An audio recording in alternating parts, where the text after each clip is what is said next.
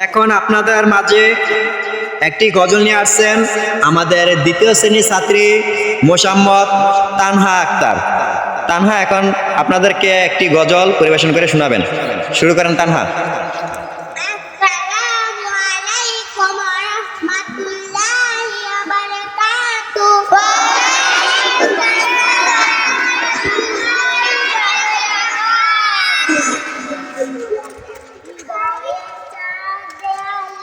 তোমার ছবি আঁকা হয় না মা, তুমি ছাড়া আমার ভালো থাকা।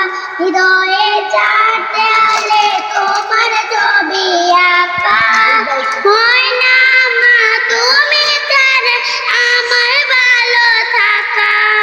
হৃদয়ে চার দেয়ালে তোমার ছবি আঁকা হয় না মা, তুমি ছাড়া আমার ভালো থাকা।